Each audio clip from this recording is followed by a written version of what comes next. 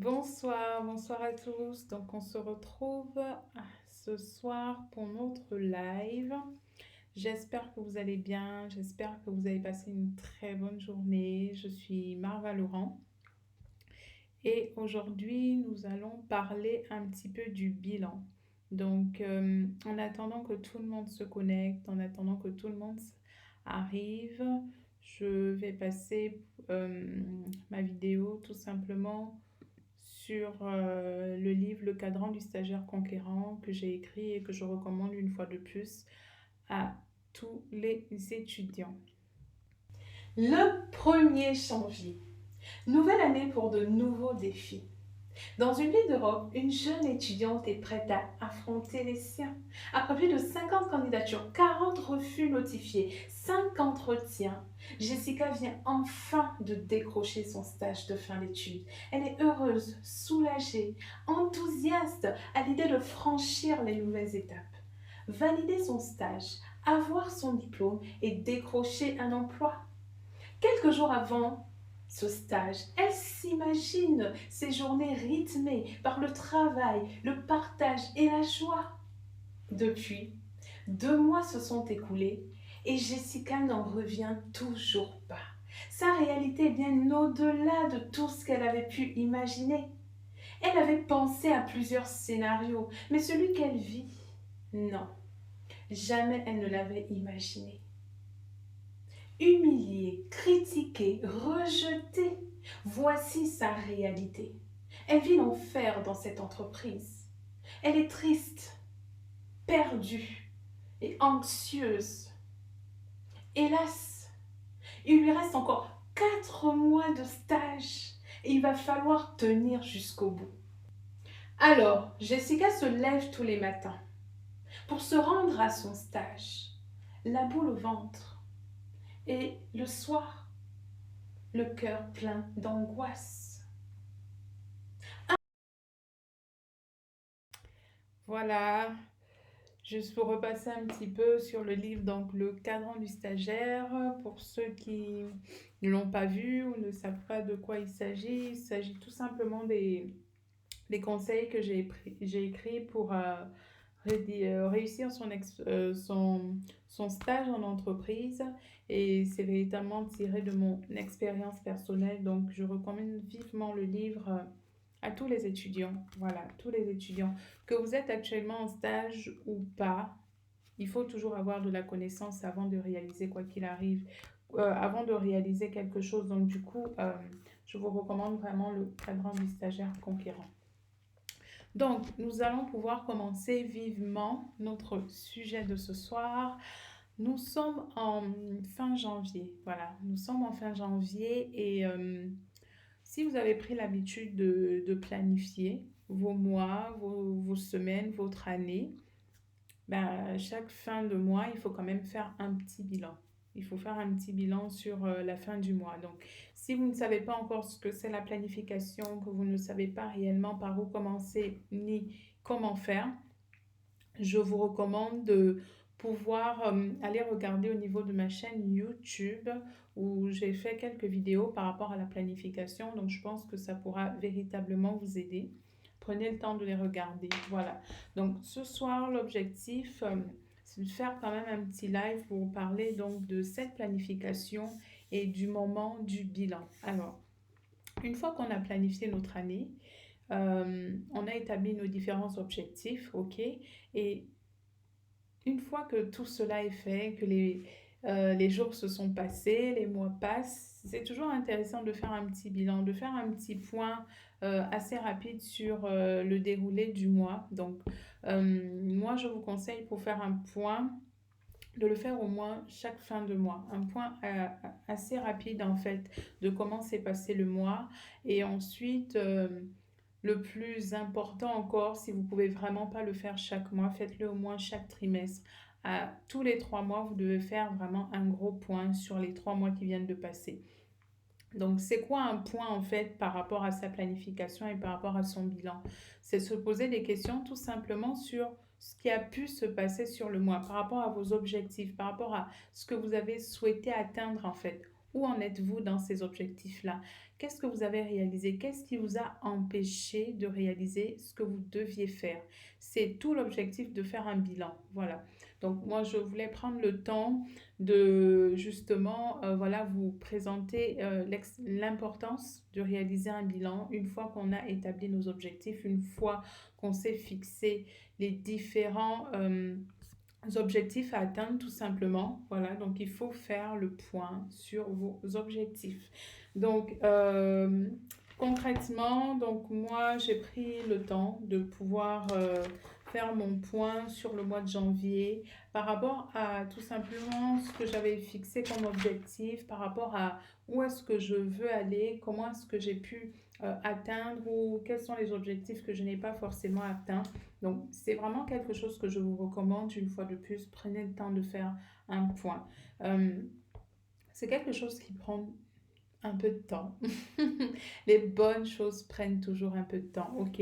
Mais c'est du temps totalement bénéfique. Pourquoi? Mais parce que vous allez pouvoir tout simplement observer un petit peu comment vous avez travaillé. Et vous savez, souvent, on peut avoir l'impression qu'on n'a pas fait grand-chose, vous comprenez? On peut avoir l'impression qu'on n'a pas fait grand-chose pendant un mois. Et justement, le fait de pouvoir faire un plan, de pouvoir faire un point sur ce qui s'est passé pendant le mois par rapport à vos objectifs, ça vous donne une vision claire de ce que vous avez réalisé. Voilà.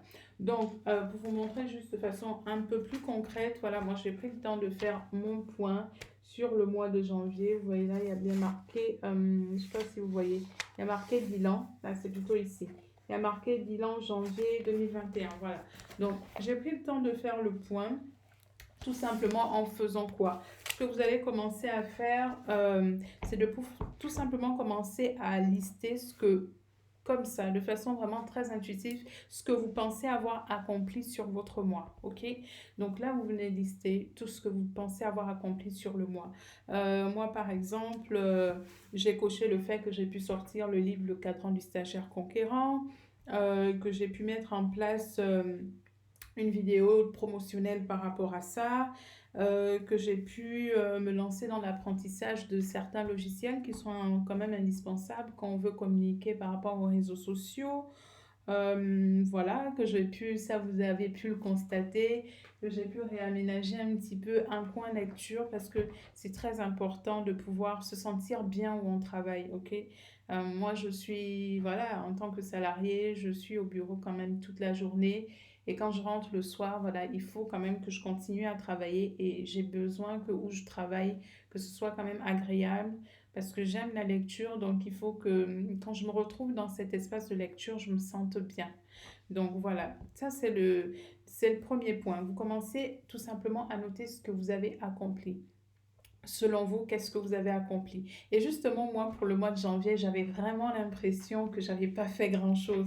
Je sais pas pourquoi j'avais cette impression-là et je savais que, voilà, c'était le moment du bilan. Il fallait faire le bilan du mois de janvier et j'appréhendais un petit peu, voilà, même si mon bilan, totalement, je le fais moi-même, mais j'appréhendais parce que j'avais l'impression de ne pas avoir fait grand-chose sur le mois de janvier. Pourtant, une fois qu'on s'assoit et commence à noter ce qu'on pense avoir accompli, c'est la première chose à faire. Ben, finalement, le cahier, voilà, notre cahier se remplit assez bien. On note tout ce qu'on a pu faire. Donc voilà, comme je l'ai présenté tout à l'heure, en faisant le bilan, voilà, il y a quand même 2 pages, tout simplement, où j'ai fait le point de tout ce que j'ai pu réaliser sur le mois de janvier. Et vous savez, c'est très motivant.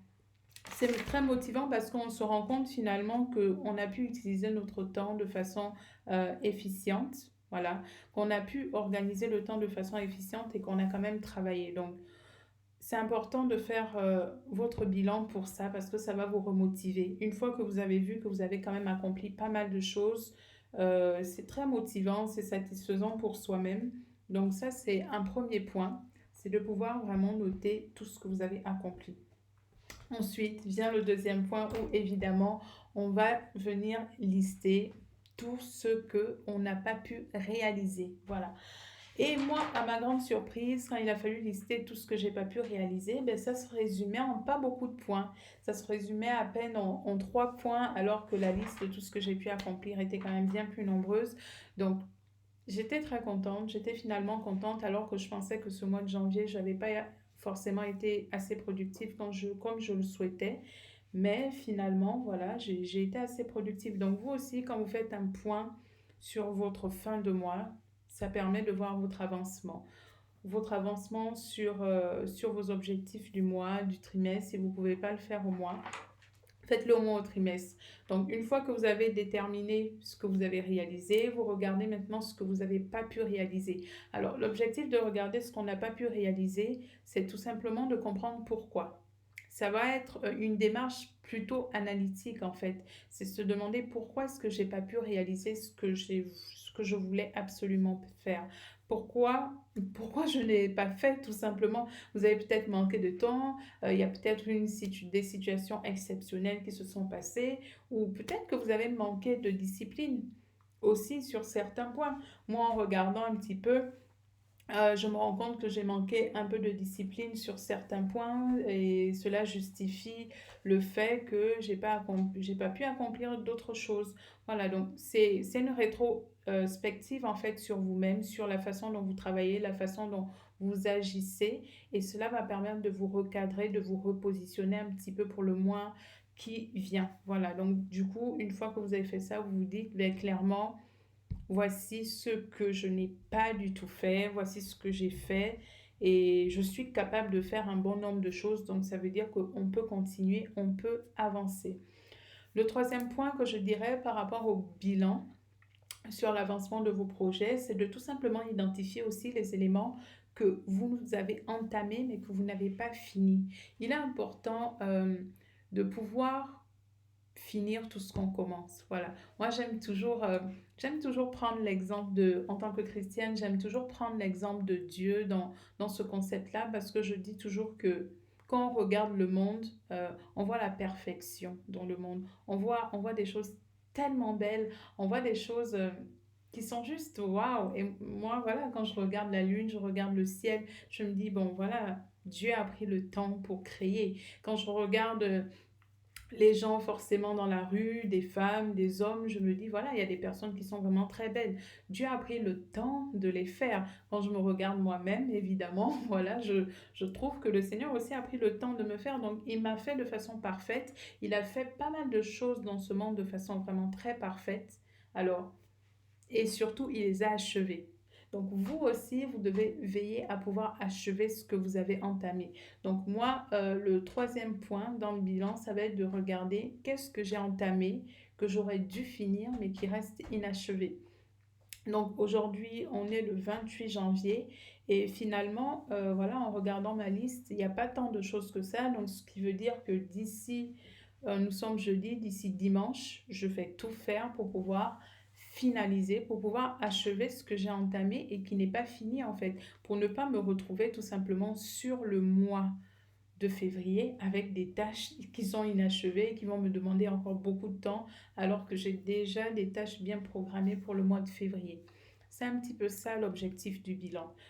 Le bilan est là pour vous remotiver, pour vous dire voici ce que vous avez accompli. Vous êtes capable de faire des choses et vous pouvez les faire. Mais par contre, il y a des choses qui ont moins bien marché. Donc, il faut trouver une raison, il faut expliquer pourquoi elles ont moins bien marché pour pouvoir vous organiser encore mieux après et aller un peu plus vite et gagner du temps et gagner en vitesse et voilà, pour pouvoir foncer. OK? Donc, c'est un peu ce que je voulais partager avec vous ce soir. La vidéo, bien évidemment, le live ne sera pas très long, je l'avais déjà dit.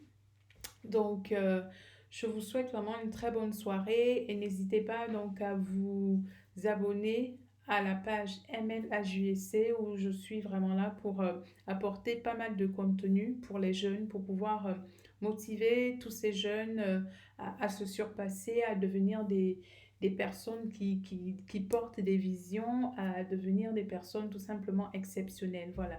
Donc, vous pouvez retrouver pas mal de conseils sur ma page MLHJEC. Donc, vous pouvez aussi me retrouver sur YouTube, sur Instagram. N'hésitez pas à vous abonner et normalement, vous trouverez énormément de contenu par rapport à ça. Donc, je vous souhaite une très très bonne soirée et je vous répète que nous avons donc le talk AJEC demain. et nous allons faire un peu le point sur cette période de janvier, comment ça s'est passé pour vous et quelles étaient éventuellement vos difficultés. Donc, à demain et très bonne soirée à vous.